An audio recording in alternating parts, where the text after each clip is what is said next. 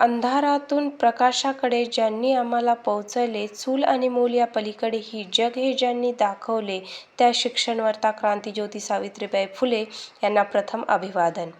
सावित्रीबाई फुले यांचा जन्म 3 जानेवारी 1831 रोजी महाराष्ट्रातील सातारा जिल्ह्यातील खंडाळा तालुक्यातील नायगाव येथे खंडोजी नेवासे पाटील आणि लक्ष्मीबाई नेवासे पाटील या दाम्पत्याच्या घरी झाला आणि वयाच्या अवघ्या 9व्या वर्षी ज्योतिराव फुले यांच्याशी सावित्रीबाईंचा विवाह झाला. शिक्षणाशिवाय तरुणोपाय नाही, हे महात्मा फुले यांच्या लक्षात आले.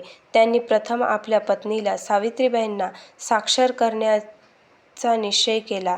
ज्या काळात स्त्रियांना उंबरठ्याबाहेर पडण्यास मनाई होती, चूल मूल एवढेच स्त्रियांचे विश्व होते, त्या काळात प्रवाहाच्या विरोधात जाऊन सावित्रीबाई अक्षरे गिरवू लागल्या, लिहायला वाचायला शिकल्या. एवढेच काय तर प्रतिभासंपन्न काव्यसुद्धा रचना करू लागल्या. सावित्रीबाई यांनी अहमदनगर मधील अमेरिकन मिशनरी सिथिया फरार यांच्या संस्थेत शिक्षण घेतले. त्यानंतर त्यांनी पुण्यातील सामान्य शाळेत अभ्यासक्रम घेतला होता. 1847 रोजी 4थी परीक्षा उत्तीर्ण झाल्यानंतर त्या एक पात्र शिक्षिका बनल्या. सावित्री जुन्या जगाची तू प्रेरणा नव्या युगाची, झेलूनी चिखल शेणमातीचे अन्यायी अत्याचारी सडे, दुःखितांच्या शिक्षणासाठी तुझं काळीज तव भिडे, निर्मळ गंगा तू अक्षरांची. त्याचप्रमाणे 1 जानेवारी 1848 रोजी महात्मा ज्योतिबा फुले यांच्यासोबत पुण्यात भिडेवाडा येथे मुलींसाठी पहिली शाळा सुरू केली. शिक्षण पासून वंचित असलेल्या स्त्रियांसाठी समाजात शिक्षणाची ज्योत पेटवणाऱ्या सावित्रीबाई फुले यांना सामाजिक समस्यांना तोंड देत अनेक कामे केलीत. जात आणि लिंगावर आधारित भेदभाव आणि अन्यायकारक वागणूक रद्द करण्यासाठी त्यांनी प्रयत्न केले. त्यांनी विधवांचे होणारे केशवपण थांबवण्यासाठी पुण्यात न्हाव्याचा संप घडवून आणला. त्यांनी पती ज्योतिराव फुले यांच्यासोबत मुलींसाठी शाळा उघडली आणि भारतातील पहिली महिला शिक्षिका बनल्या. 1863 मध्ये बालहत्या प्रतिबंधक गृहाची स्थापना केली. सावित्रीबाई फुले हे ज्याप्रमाणे शिक्षिका होत्या, त्याचप्रमाणे सामाजिक कार्यकर्त्या होत्या. सावित्रीबाई लेखिका होत्या.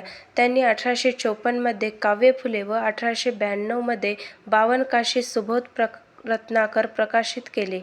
जा शिक्षण मिळवा नावाची कविता प्रकाशित केली. त्याचबरोबर त्यांनी गृहिणी नावाच्या मासिकात काही लेख लिहिले. सावित्रीबाई फुले व ज्योतिबा फुले यांचे कार्य पाहून 1852 मध्ये ईस्ट इंडिया कंपनी सरकारने फुले पती-पत्नीचा मेजर कँडी यांच्या हस्ते जाहीर सत्कार केला. अशातच पुण्यात प्लेगची भयान साथ आली. लोक धडाधडा मरत होते. सावित्रीबाई प्लेगच्या रुग्णांची सेवा करत होत्या. प्लेग हा संसर्गजन्य रोग आहे आणि आज न उद्या तो आपल्यालाही होणार हे माहीत असून सुद्धा त्या मागे हटल्या नाहीत. कारण जगायचे तर समाजासाठी आणि मरायचे तेही समाजासाठीच असे त्यांनी ठरवले होते. शेवटी त्यांनाही प्लेगची लागण झाली आणि त्यातच 10 मार्च 1897 ला त्यांचा मृत्यू झाला. सावित्रीबाईंच्या दिव्य कार्यामुळे आज स्त्रियांनी प्रत्येक क्षेत्रात आपले स्थान निर्माण केले आहे. उंबरठ्याबाहेरचे जग हे स्वकर्तृत्वावर स्वतःचे अस्तित्व निर्माण करत आहेत. म्हणूनच आज असे म्हणावेसे वाटते, हाती दिली लेखणी अन रोवले बीज शिक्षणाचे, झळकत आहे दाही दिशा तेज तुमच्या कार्याचे, आजही अजरामर नाव जगी सावित्रीबाई तुमचे.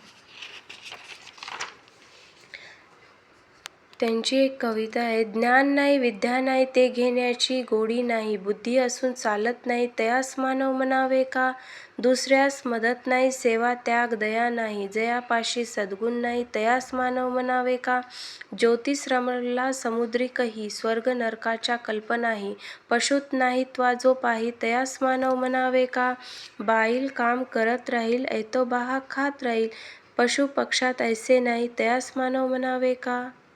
धन्यवाद.